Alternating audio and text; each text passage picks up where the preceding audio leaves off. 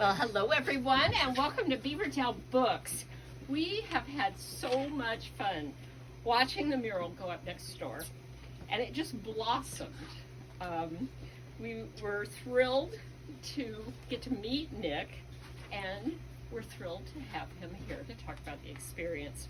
We can certainly testify that there were many hours of work, because we would see them out there on the scaffolding well after dark, wearing their headlamps and climbing up there and painting. So we just had a front row seat, and we thought we need to celebrate this mural. Tonight, Nick is also going to share his book, Coco Wants a Burger, about a little lumpkin who wants nothing but to find a burger, his favorite thing. Nick is an author, illustrator of picture books, graphic novels, comics, and magazines.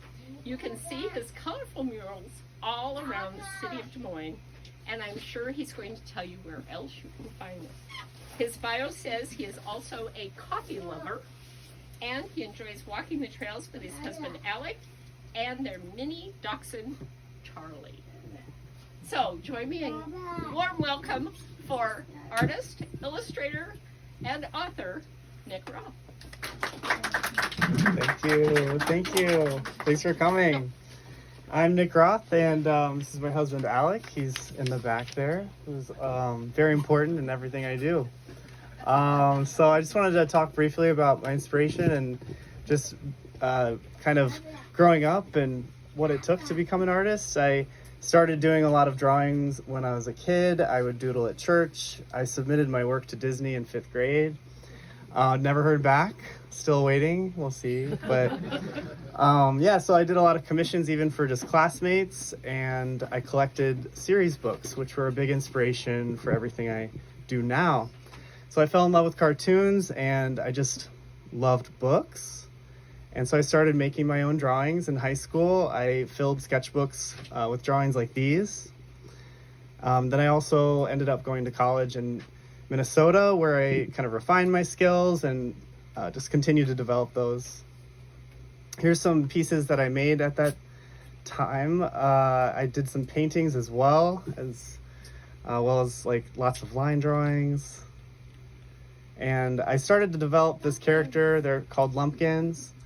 I drew the first ones in high school, but I also incorporated them into many projects in college. So I would just kind of draw them all the time and come up with stories that they could be part of, which led to just tons of drawings. I have so many lumpkin drawings, but also the books. So I wrote Coco Wants a Burger about a lumpkin, and I'm going to share that with you after we talk about the mural a little bit. But those are also for sale tonight, so feel free to pick one of those up. So with the mural, how it started was a call for artists on Instagram. I responded to it. I was the first to respond of 90, and I got it.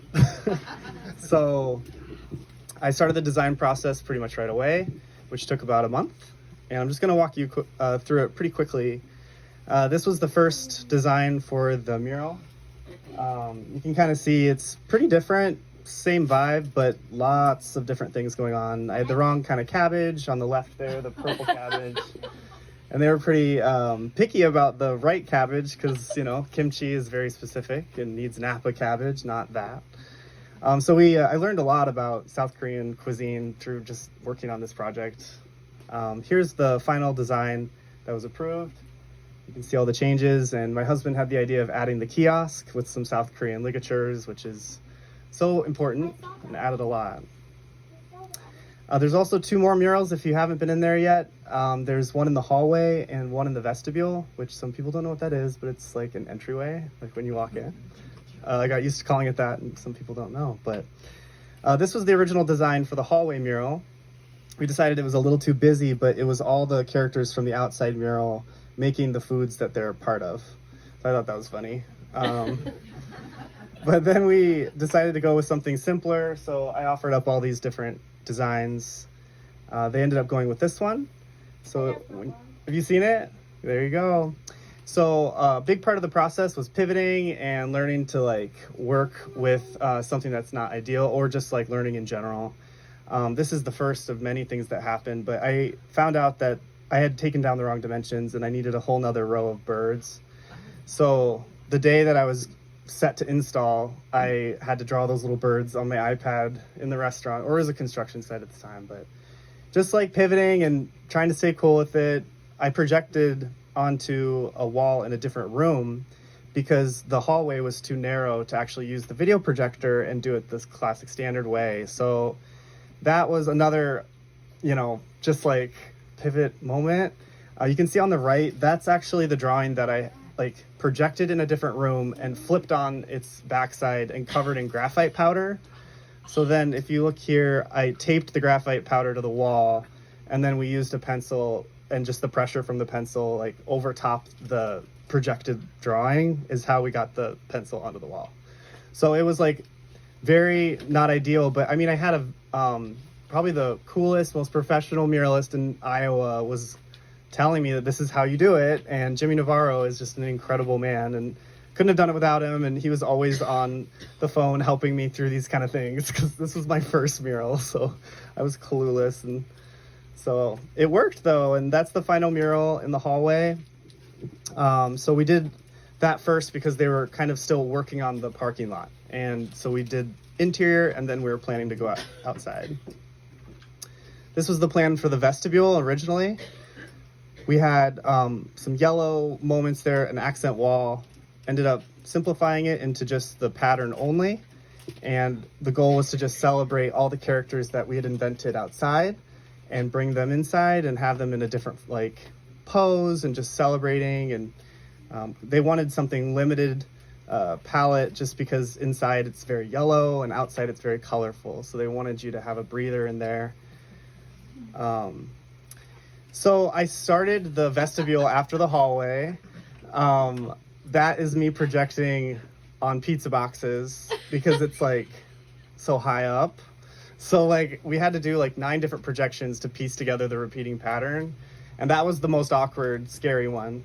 So I had to share it. But on the left there, you see the process. It's just you set up the projector and you just trace it. And I was working on the vestibule at the same time as outside. So if it was raining or whatever, I would just pop into the vestibule and work in there. So the weather was changing fast and we had to get out there. This is the day we primed it and we projected it. And so another fun thing happened where I had done the drawing on top of a blueprint instead of a photo of the wall. So there was more art to be had there. So we wasted 2 nights trying to project an image that didn't fit. So I ended up just drawing up another version of the art.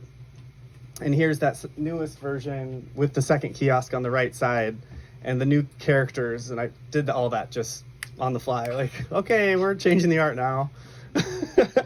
So yeah, a lot of learning. But it worked and we were able to project it. And thankfully I've had so much help. So just friends came out of the woodwork, and I mean, talk about good character and some of the people I know. I was really lucky to have all these friends help, and certain things they couldn't do, but things like this were absolutely easy for just for people to help. So that was one of the many times I leaned on my community. And so that resulted in this enormous line drawing. And there I am with my family, and it was a pretty proud moment to do. I mean, this wasn't done, but to get all that line on the wall, it was crazy. It was just the biggest drawing I've ever made. And that's one of those things you can't have help with, other than my husband, Alec, who did a great job learning how to draw on the fly. I don't even know how he did it. Very slowly, I noticed. But it was quite the task. After we were done with the line drawing, I chose to do line first and then tape and paper all those characters so that we could do a background. That way my volunteers, when they would come and help color, wouldn't have to protect any pencil lines. They could just basically just go crazy on it. I needed this thing to work for anyone to work on it, for it to get done. But it was a really cool moment to have it all taped and papered, which I had volunteers for as well, and rip that down and see the characters in white. I just thought it looked so cool. Some people thought it was done at that point. So when I would share that there's color coming, it was always a fun surprise for those folks. You can also see the area we were working in was just so crazy. Like, just a big hole in certain places. So we knew it would be beautiful. You know, we just had to have faith that it would come together. And it definitely did. We had setbacks. There was some construction during the mural. It was outside of anyone's control. It just had to happen. And luckily, I had the vestibule to pop into and work when those kind of like pauses would happen in the process. So here's the vestibule at that time when I would just come in here and work on that as well. And finally, when we were done with all that, the background, etc., which the background was done in 2 parts, so that's why the background isn't done in this image. But it was just like probably the best weekend of my life when I got to have all these folks come out and help. Someone slipped a beer into my apron pocket at one point. Just little memories like that. But I had pizza and music and snacks, and it was literally the coolest thing. I just couldn't believe how many people wanted to help me. I just couldn't believe it. And so I made it fun for them. They did not have to stay in the lines. I didn't care what they did. I just paint by numbers, go. I didn't paint much that day because I was just kind of helping people along and giving them the colors they needed. This was kind of where it was at that point. The community thought it was really done at this point, and I just hated to tell them that it'd be a while.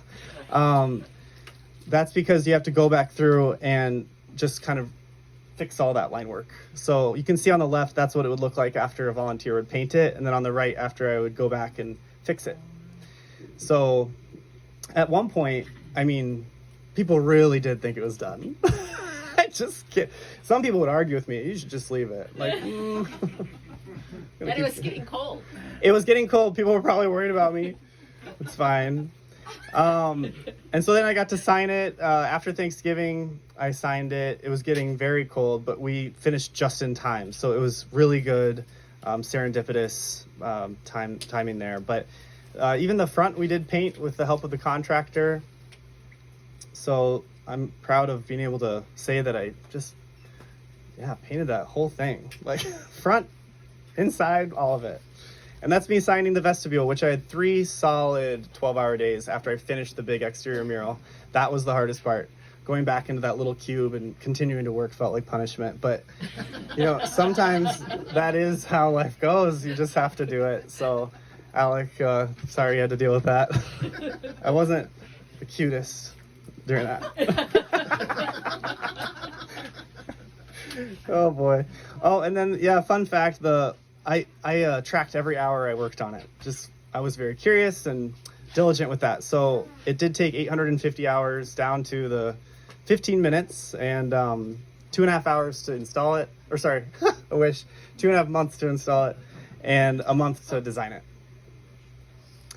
So that's the final mural. I hope this was short and sweet. I have like one more slide, but... so I was just going to give you an update on what I'm doing next. I'm working on a new mural at a new bookstore in Highland Park. So that's a little preview of it. It's a little different this time. I'm not doing the lines first because I have more control over the coloring and I've been more careful. So I'll go through and do the line work in the next few days and finish that up for the Little Book, which is a brand new bookstore. So thank you.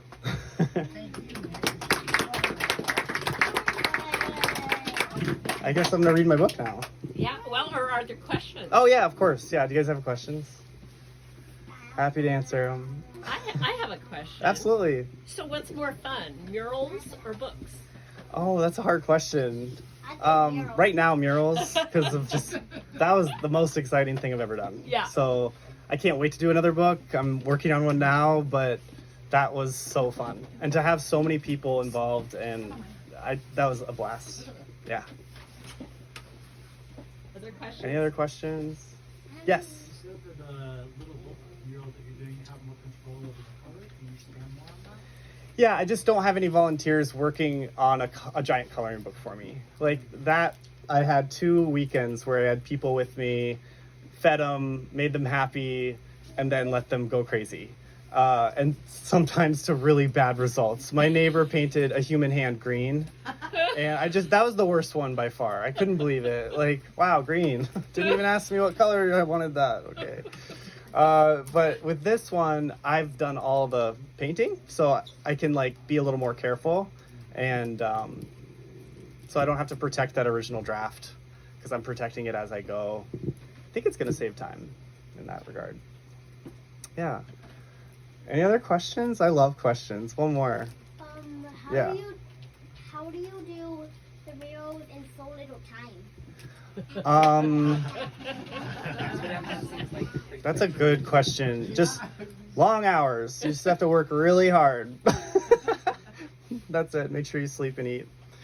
Okay. Do what your parents tell you to. What? And do what your parents tell you to. And yeah, do that. All right. I have one. Okay. What's one thing you do exactly the same, and Mhm. one thing you do completely opposite?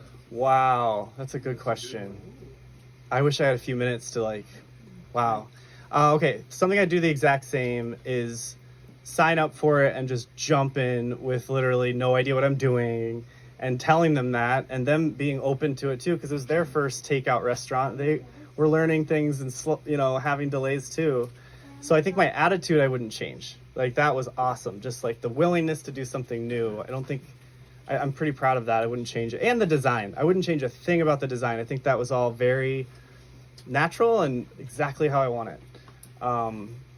What I would change, I mean, can I say like all the things that I did wrong? Like I drew onto the blueprint instead of a photo of and then it didn't. Yeah, I would do that differently, I guess. All the things I know now not to do. Just even with that projection learning moment. Yeah, I think that I would love to have the knowledge I have now about the process, so it could have been a little easier.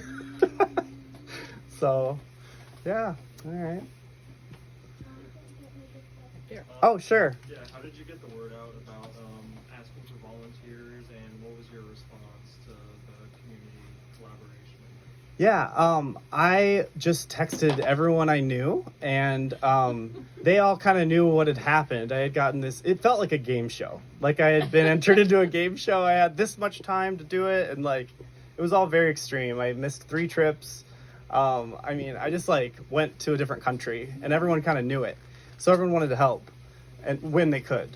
So I just texted everybody, and I kept organized with like a notes app thing, and I had everybody listed and what their status was, if they had gotten back to me, if they're a maybe, a no, a yes. And I just kind of kept doing that every time I had a day with volunteers. I just track them, follow up, make sure they're going to come. Like if you care that they are going to come, then maybe they'll care too. So I just have amazing friends. I really do feel that way. And family. Who provided pizza, I think, for the entire group at one point. So that was cool. And the boxes, the pizza boxes. The pizza boxes, which were helpful. I used those. I did. Yeah. A lot of cottage cheese containers, too, were used for paint. Yeah. Sure. At one point, I just ate a whole thing of cottage cheese so I could get a container out of it. From Fairway on the corner. Yeah. It was just so great. I love cottage cheese. It was not hard.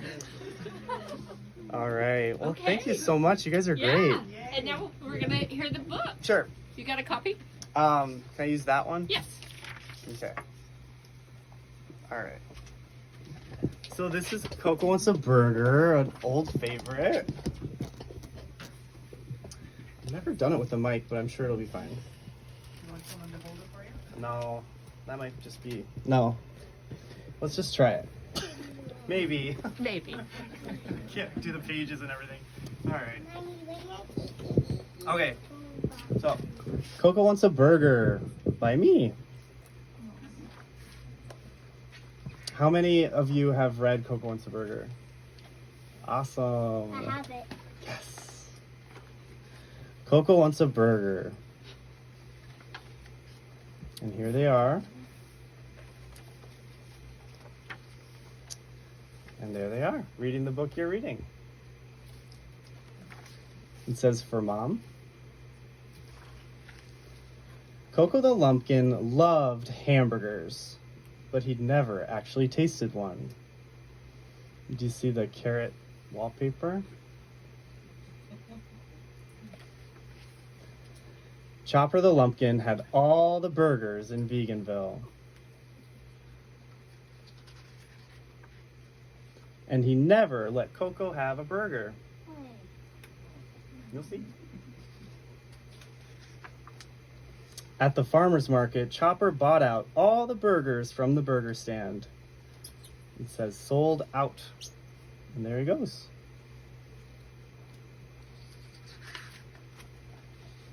Even on Coco's family picnic, Chopper took the patties right off the grill. Pretty bold. So Coco made his own burger out of all the veggies he found in his family's fridge. And here he is, he's trying, and he made it, and then boom, it exploded. But he doesn't give up, and he tried again. And here he is showing off the burger to all the kids at school, or creatures really.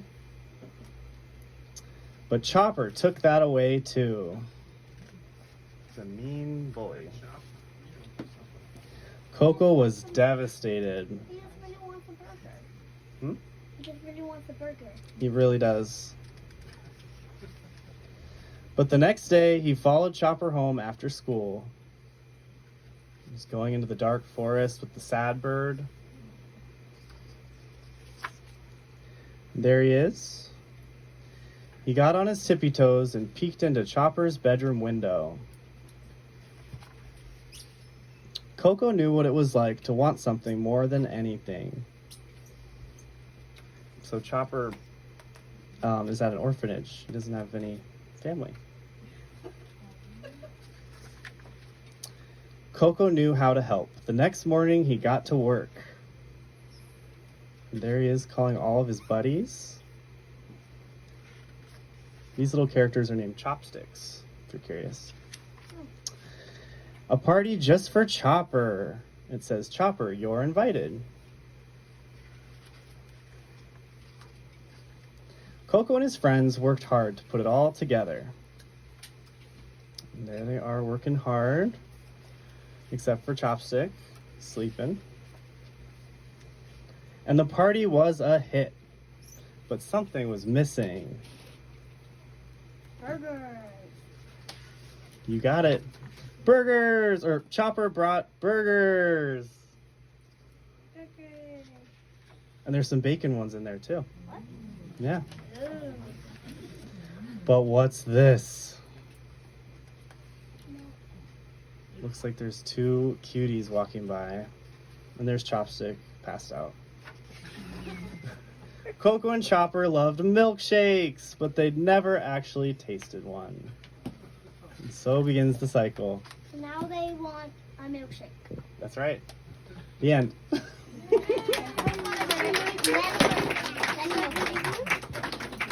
Yeah, thank you.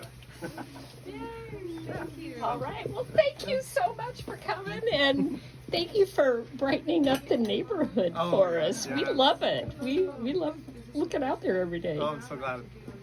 All right, and he'll be, if you want to buy a book, Alan's back there, and he'll be signing copies. Yep. So thanks for coming out. Yeah, thank you so much for coming.